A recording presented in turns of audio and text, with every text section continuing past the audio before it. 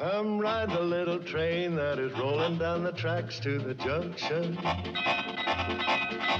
Forget about your cares, it is time to relax at the junction. Lots of curves, you bet, and even more when you get to the junction. Petticoat Junction. There's a little hotel called the Shady Rest at the junction. Petticoat Junction. It is run by Kate. Come and be her guest at the junction. Petticoat Junction. And that's Uncle Joe. He's a moving kind of slow at the junction. Petticoat Junction.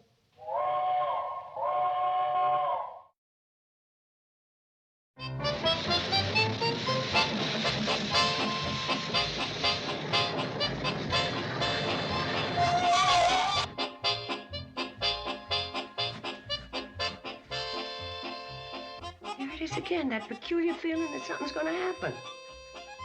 Oh. It's back. Well, you know that feeling of impending doom? You must have felt it.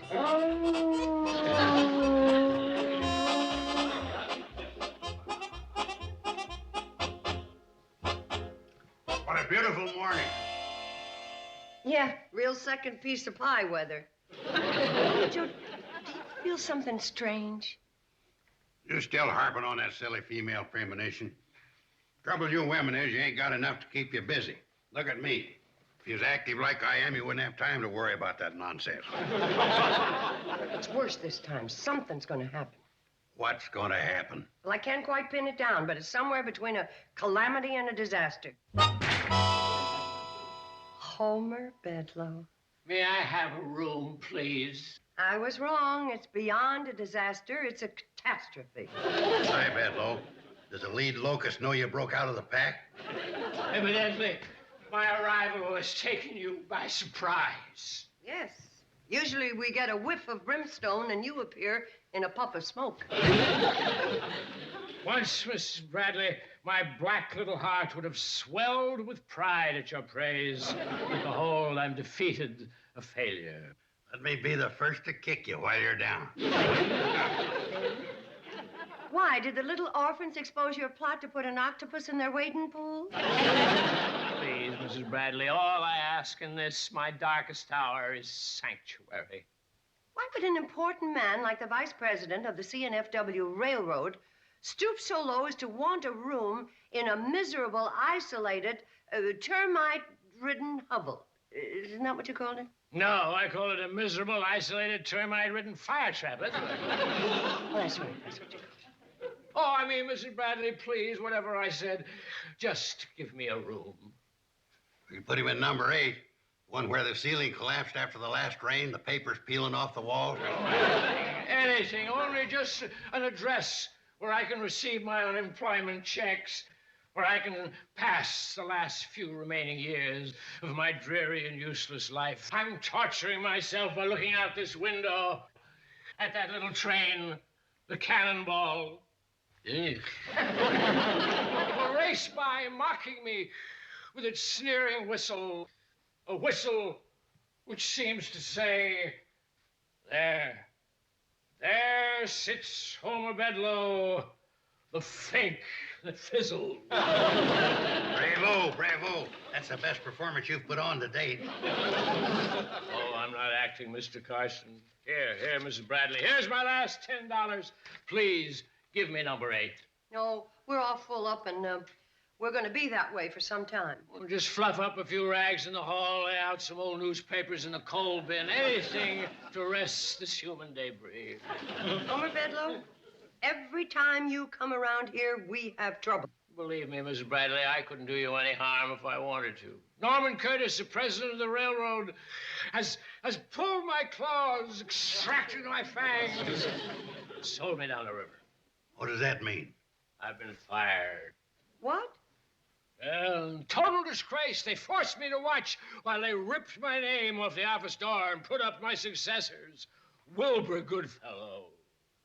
So, Norman Curtis finally saw through you. Well, you should see You should see the man they put in my chair. Has Wilbur Goodfellow got evil, squinty little eyes like I have? No, no. His are frank and clear and open and blue. Is he lean and wiry and weasel-like like me? No, no. He's big and strong and kind and generous like a St. Bernard. And short. He's repulsive. Pardon me.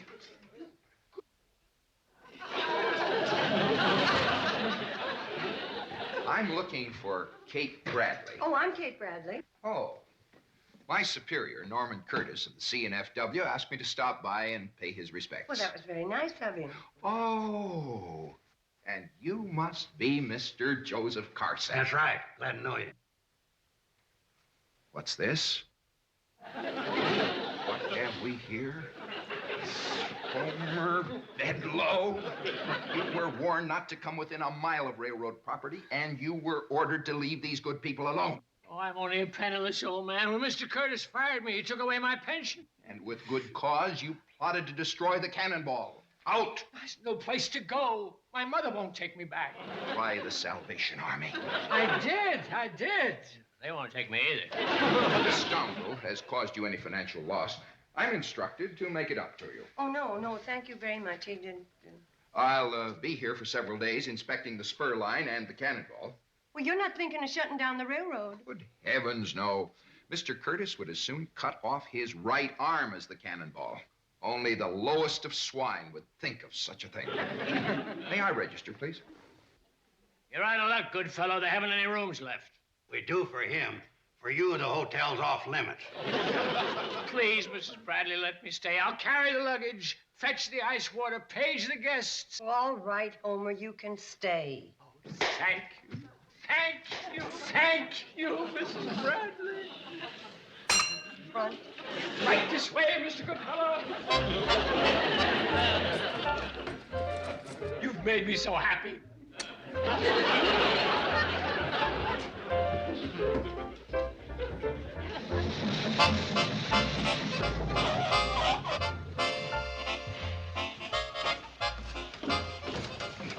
This is a fine train you have here, Mr. Smoot. Believe me, this is railroading at its best. Thank you, Mr. Goodfeller. Did you hear what he said, Charlie? He sure is smart for an executive. Yeah. And Mr. Pratt, a lot of these know-it-all young engineers could take lessons from you. Oh, shucks, it ain't really me, Mr. Goodfeller. When you got a good old engine like the Cannonball, she knows when there's a friend aboard the train. It's time the railroad rewarded you men for your loyalty and hard work. When I get back to the home office, I'll put a bug in Mr. Curtis' ear. Okay, and while you're at it, don't forget to tell him about our loyalty and hard work.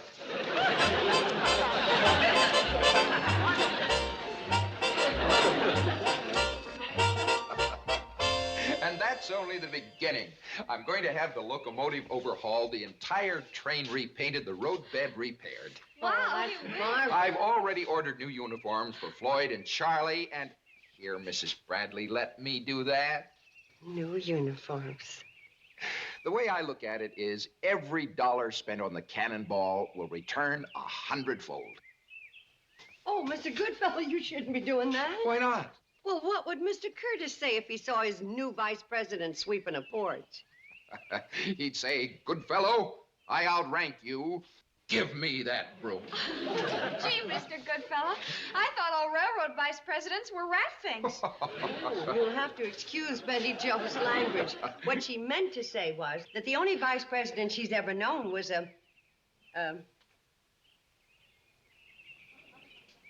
fink. No need to eavesdrop, Bedlow.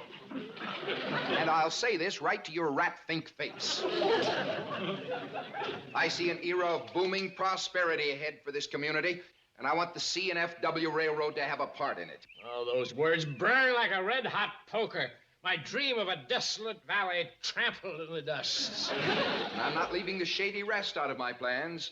I'll have the tracks moved closer to the hotel, so your guests won't have to walk so far. Oh, I wouldn't expect anything like that. It's the least I can do, considering some of the deeds of my predecessor. When I think of what he's done to you, If you weren't an unemployed, has-been Bedlow-eyed... You sliced me within an inch of my miserable life. Exactly. Scat!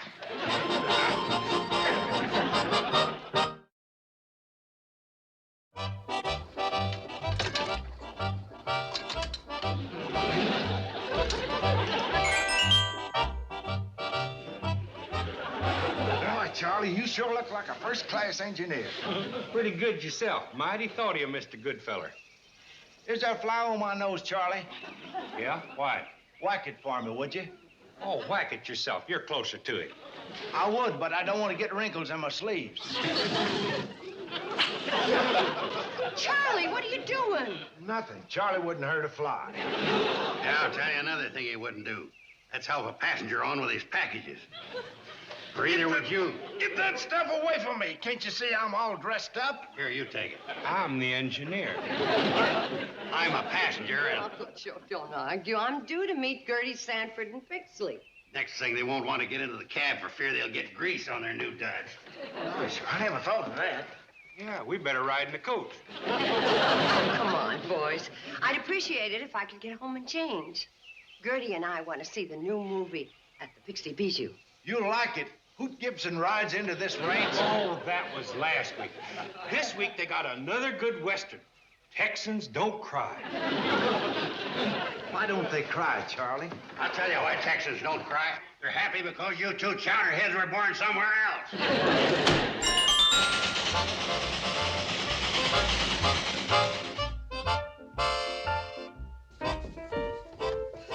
Oh, hey, can you give me a hand with these? They're heavy. As soon as I take Mr. Kimberly his lunch. Might look nice, Mom. Thank you, dear. Why don't you try this way, honey? Thank you, dear. I will. Betty Jo, those are too heavy. Get Uncle Joe to help you with them. He already did. He told me how to lift them without breaking my back. Will you put those down?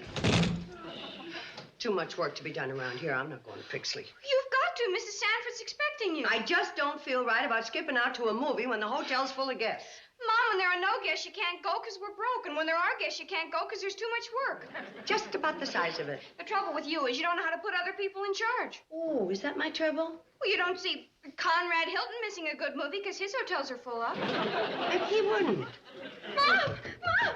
Betty Jo! Look what Mr. Kimberly gave me. $1. He says he just loves the service at the Shady Rest. Out of my way, Bobbie Jo. These are Mr. Kimberly's bags. Well, I just discovered a new vitamin. Money. All right. Stop your whining. You'll get your bone. Uncle Joe? Yeah? I'm going into Pixley now. The girls will get dinner for you and the guests. You and Gertie have a good time. Don't worry about us. All right, here's your bone. Now shut up. Bone? But the dog's in here. What do you... Oh, Uncle Joe, you're not... Thank you, you generous people. Mr. Bedlow, go in the kitchen and eat at the table. Uncle Joe? Uncle Joe, how could you toss him that bone? Oh, don't worry, Kate. We got a better one for the dog. I want you to understand this. Anyone under my roof is to be treated as a human being, even if it is Mr. Bedlow. I haven't any money and my rent's overdue. We'll carry on the coffin till your unemployment check arrives. I'm not worthy of such kindness. I gotta go now. The train is waiting. And Mr. Bedlow, help yourself to the icebox. You're making a mistake, Kate. There's nothing more treacherous than an unemployed cobra. Joe, give Mr. Bedlow a chance. Now that he's lost his influence, it could be the beginning of his metamorphosis. Metamorphosis. Now, that's sinking pretty low, getting sick so we have to quarantine the hotel. Just when business is good, too. Oh, no, Uncle Joe. You see, I don't have time to explain. Now, there you are, you pleasure. Mercy, what is that? I'll save me, Mrs. Bradley. Save me! It's a good thing I came in that back door just as I did. There he was with his scrawny hands deep in your potato salad. You just can't trust that miserable ingrate. Oh, no, it's all right, Mr. Goodfellow. I gave that miserable ingrate permission. Yeah. I told you so. Your trust is misplaced, Mrs. Bradley. Mr. Goodfellow's right, Kate. Remember, a vulture never changes his spots. All right, Bedlow. But as long as we're under the same roof, keep out of my way. I can't stand the sight of you. Ah! Enjoy your evening out, Mrs. Bradley. He was a fine, upstanding man. Yeah. I thought when they made me, they broke the mold. I was wrong. There goes another Joe Carson. One is plenty, thank you.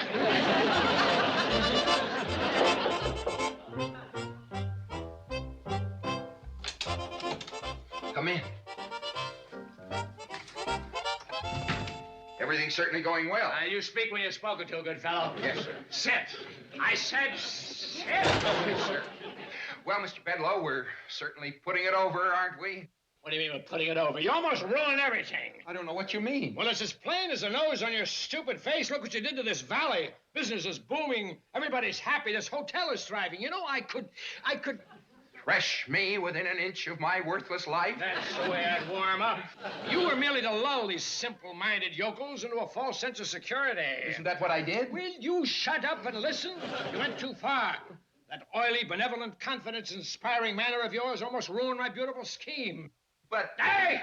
The farmers are shipping their crop by the cannonball. The salesmen are riding the train. If the Home Office hears that there's a profit to be made from this ramshackle branch line, I'll be ruined. I'll never be able to run the cannonball out of business. Please, give me another chance, please. The average scoundrel will be defeated, but I'm two-faced and double-brained. Back in kindergarten, when other children were studying finger painting, I was majoring in skullduggery. Then you have a new plan? Certainly, I got a new plan. Now, this is what we're going to do. First...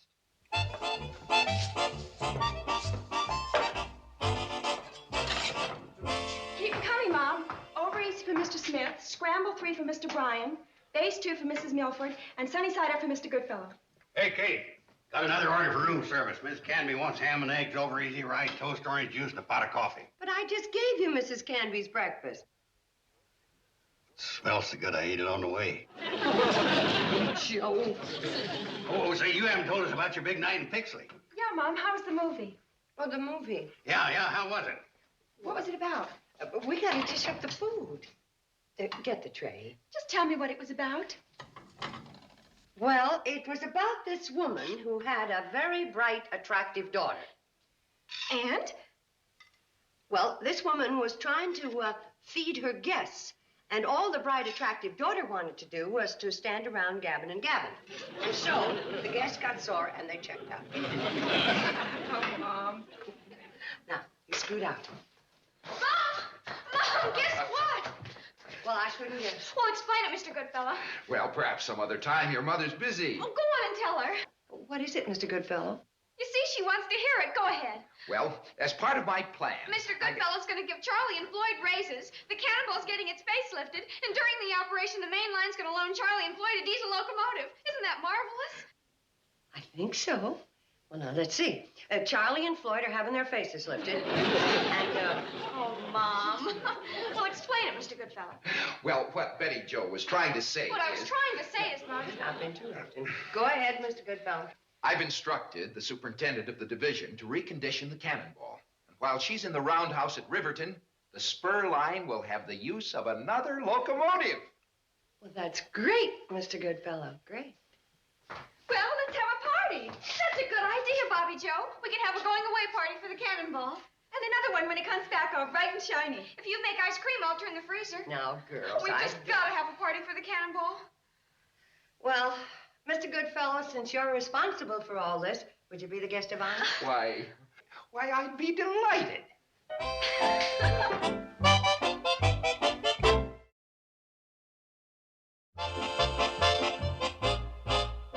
Cannonball will arrive at your foundry tomorrow night. The instant it gets there, I want you to melt it down into scrap. Yes, that's right, into scrap. Every last bolt and flake of rust. By whose authority? By the order of Homer Bedloe, Vice President of the CNFW Railroad. At last, I've signed the cannonball's death warrant. This is my finest hour. The cannonball is to be melted into scrap, and there's no other locomotive to pull the train. What are these people going to do? They'll fulfill my fondest dreams. They'll abandon their homes and farms. This whole valley be populated by lizards and coyotes. As for Kate Bradley's hotel, the termites will be picking their teeth with the slivers from the Shady Rest. Mr. Bedloe, you are a fiend. Yeah, that's right. Winner of the Fiends National Open 3 years in a row.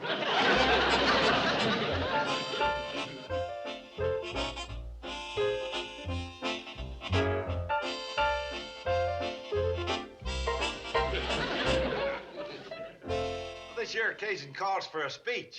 It sure does, but not by you. I think Mr. Goodfellow should say a few words. Yeah!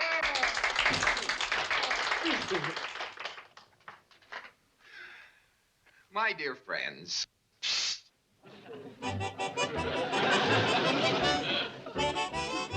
Well, I hate to cut short such a happy occasion, but the good old Cannonball has a long journey ahead.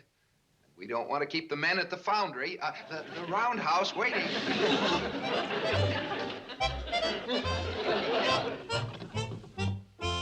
Floyd and me's got to get the old girl on the way to the beauty parlor. Well, first I have a surprise for everybody. Some rare old movies of the Cannonball. Movies of the Cannonball? Oh, where'd you get 'em, Mom? Well, remember the other night when I went to the movies in Pixley with Gertie? Well, my old friend, the projectionist, Squint Whitaker, loaned me the film, and along with that, a projector. So, why don't we all go into the lobby and have our coffee and cake there? Well, after all, Mrs. Bradley, the roundhouse is Them have their little moment. Keep this happy thought in mind. In a few hours' time, their cute little train will be melted down into a shapeless lump.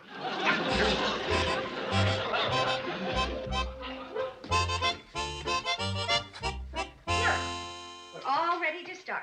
Bobbie Jo, turn out the lights. Now, the first scene shows the Cannonball bringing the governor to Hooterville on July 4th, 1916. Oh, my goodness. How could Squint Whitaker get the film so mixed up? That's not the Cannonball.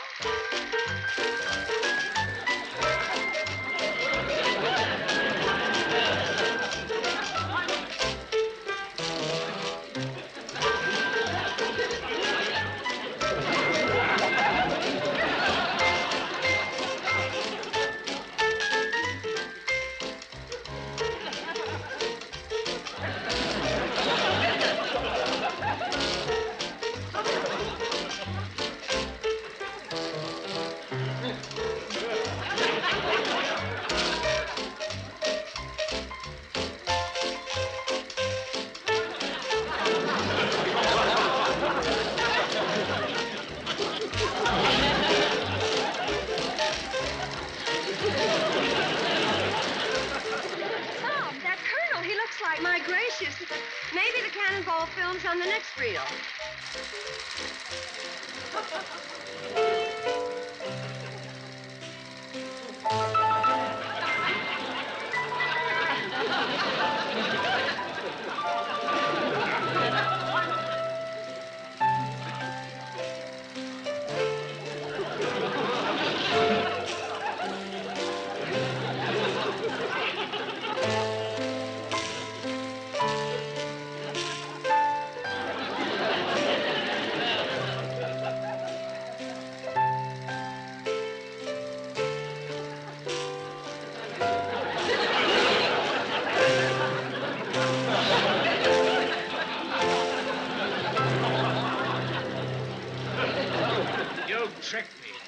Assured me you hadn't made a picture in years. How was I to know they'd be shown in Pixley? Why, they're too old even for television. Back to Hollywood, you ham.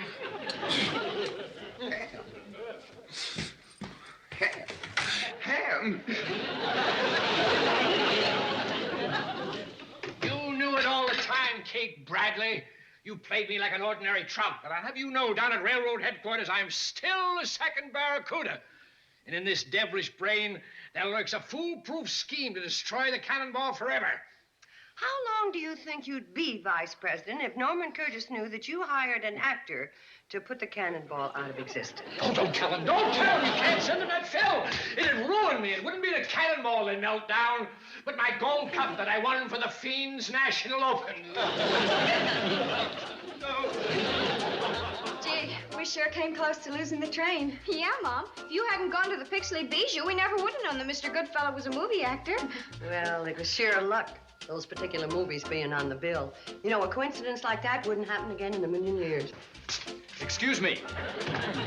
I wonder if I might have a room.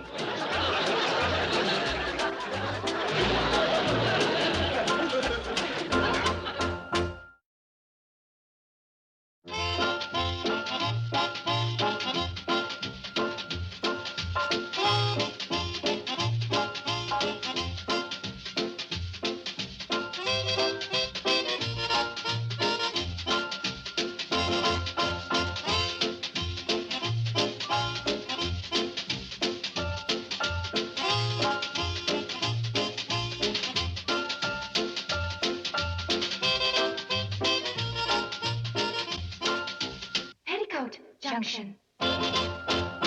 This has been a Filmways presentation.